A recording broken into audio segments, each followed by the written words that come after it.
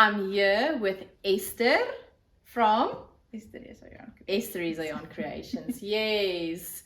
So we are coming a long way, right? To the festival, both you as well as myself. Yes. All the way from Bloemfontein, Free State. Free State for you, Harry Smith. Free State is Harry Smith now. Yeah. Harry Smith, yeah. So talk to us about when did Esteresa Yarn Creations started? 2017. 2017. It's been a while. It's been a while. Almost 7 years now. 7 years. Wow. And it started with you and your mom. Yeah. Hence the name Esther and Teresa. Esteresa, right? Yes, yeah. It's a composition of our two names. Yeah. Esther and Teresa, and that's where we got the Esteresa. Oh, that's lovely. So I see you bringing all these beautiful yarns. Is there something specific that you want to talk about? Something that you're really passionate about in your yarns? That you're feeling, maybe your favorite base. What is your favorite base currently? This one. The Diva. Diva? Yeah, the one with the linen, the single ply one. So this is the one ply merino linen. Yes. May I ask why this is your favorite base to work with? Same one I'm wearing here. It's soft and it's nice and drapey, and I don't know, just like it. Yeah, and it's also, I think with the linen, it works better with our climate in South Africa, maybe? Yeah, don't you think? Maybe. Yeah, but I have to say, really thought about it that way. Yeah. I'm jumping between, for me, the favorite yarn base is the 2-ply merino linen base as well as the 1-ply. But I have to say the 1-ply is really amazing. Yeah, it's true. But talk to us about your shawl. This one. Yes, this shawl has a story. Yes, it's a pattern, the one and only pattern that I've written. So it's the 2 worlds colliding shawl. And yeah, I mean, you test it. So this is done in 1-ply merino linen. Yes. So it's your pattern, 2 worlds colliding shawl. Tell us about the why did you name the shawl 2 worlds colliding? It kind of looks to me like this is the city side and the countryside coming together here in the middle. Oh, I love it. I don't know, it's just after I knitted and I wrote out the pattern, I was thinking of the name, and I don't know, that just jumped out at me. It looks like buildings with their light, with their windows, and the countryside looks like mountains, and that's where the name came from. It's a beautiful shawl. Thank you. I also have a shawl like this. Yes, it's hanging there at our store. Because I was a tester for the shawl.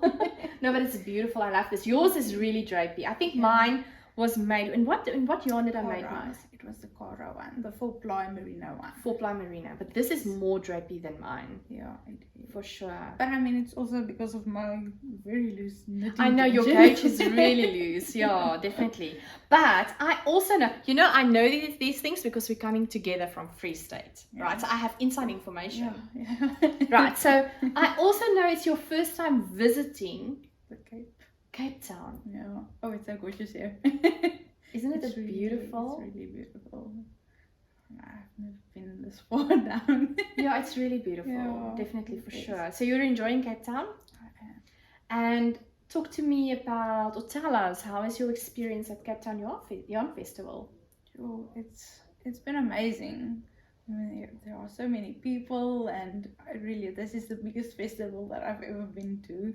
So it's really a once in a lifetime experience for me. For sure. I really like it. It's fantastic. The customers that is visiting your store, is it regular customers that you see now for the first time in real life? Yeah, there are a few, but also a lot of new faces. But definitely some of the customers, I was so glad to meet them in person finally, because it's always over the emails and or over WhatsApp. So it's so nice to put a face to the name. Oh, that is lovely. I think that is it also for myself. Also, I have so many people that I know online, but then coming here and you actually have the opportunity to give them a hug and see them face to face. It's really special to be able to have this platform, to be able to do that, have this space. For sure. Yeah. Oh wow. So now we're in the second day. I'm not going to keep you long because you need to go back to your stall. So I want to wish you all the best. Thank you so much. Please drive back safely to Bloem and to the Free State. I will. Thank you so much. Thank you. It was lovely having you, Esther. Thank you for having me. Thank you.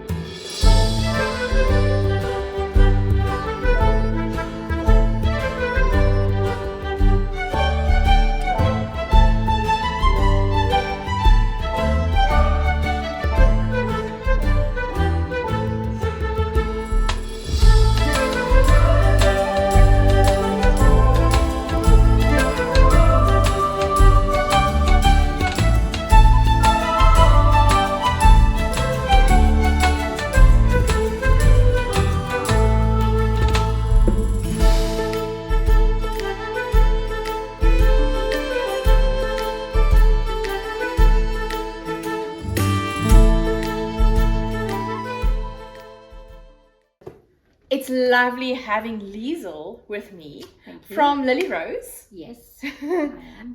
She's an indie dyer here locally.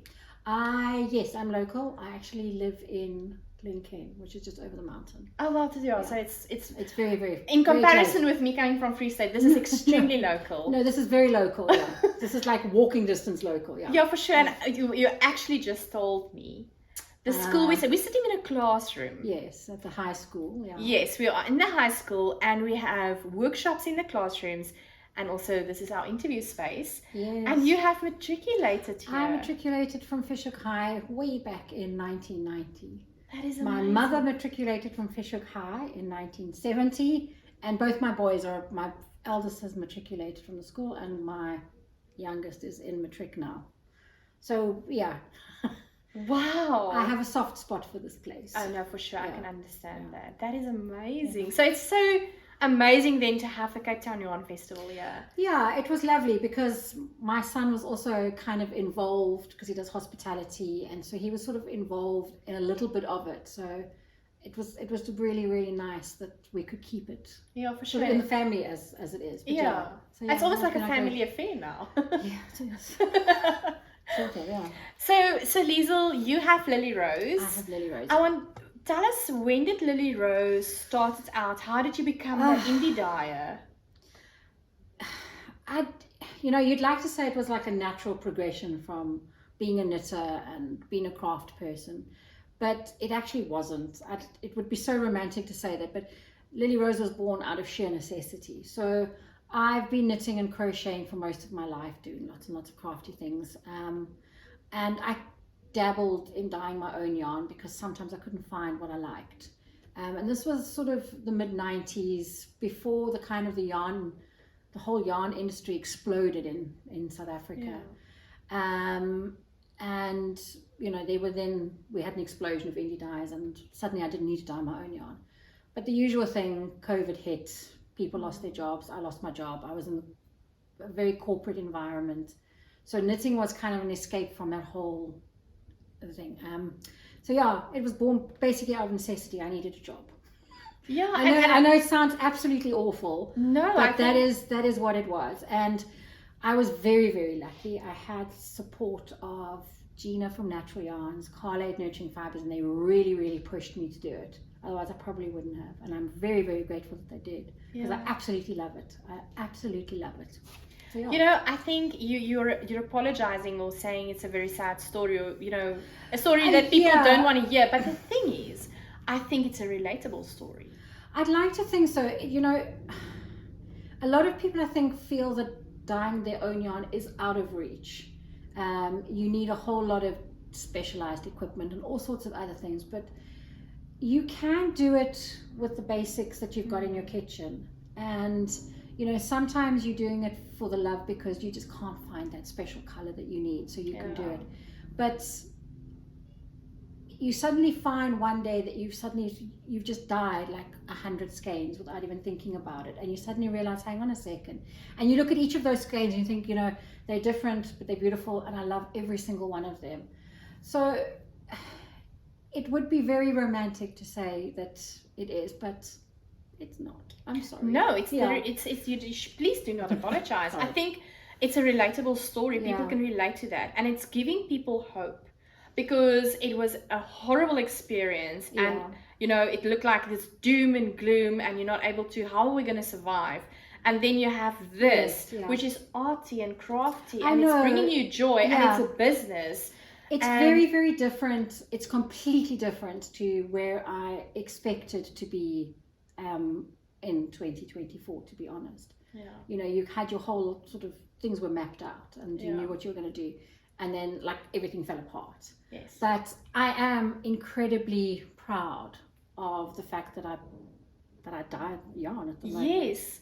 And the thing is, Liesl, I bought one of your skeins yesterday. We can talk about that just now. Okay. But your stall, but not only your stall, I want to talk about your yarns. It has this rustic look. This Shabby beautiful, chic, darling. Shabby chic. Oh, is it? Oh, is that what we call it? That's what we call it. Fancy name, yes. Oh, really? I didn't know those fancy names. Yes. So let me correct myself to say shabby chic. But Shabby honestly, chic, your yarns are gorgeous. Oh, thanks very much. No, truly. And I'm so happy that you brought some, because I bought it the colorway on a different base, on 7525. Yes. Which I can't remember now the base name that you have for that. Fezziwig. Fezziwig, yes. Sorry, linen. The linen base No, is the Fezziwig. So there's Wemmick, which is the nylon and the merino. Yes, it's that one. And then Fezziwig is the one with the beautiful bits of linen through Yes. it. Yeah. So you will see that in another video where I will show you all the things I bought. Ooh. And I actually bought the Cape Town Yarns Oh, special yes, dye, that is a which you lovely have in colour. another on the 2-ply. This is the 2-ply, yeah. Yes. So show us your yarns. So I just randomly picked, but these actually are 3 of my favorite colors. I particularly love pink. Pink is like and I battle to dye a pink that isn't Barbie pink. Yeah. So a lot of my colors have a brown, it's either they're speckled with brown or they've got a brown wash through them. I just like things to be a little bit more earthy. Yeah. I don't like things, I like things that are, but they're not me. And I can look at a color that's got a little bit of brown through it, and I can fall in love with it. Wow. I can fall in love with a color that's just clear, bright, pretty pastels, and I love it, but it's not really me. Yeah.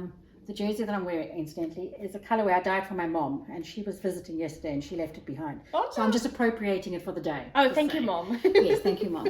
So I love the linen base particularly. I love the way that linen, because it doesn't take the dyes, it's just so rustic, and it's got a sort of almost like tweedy, heathery effect. It's just beautiful. The speckles kind of drift off it.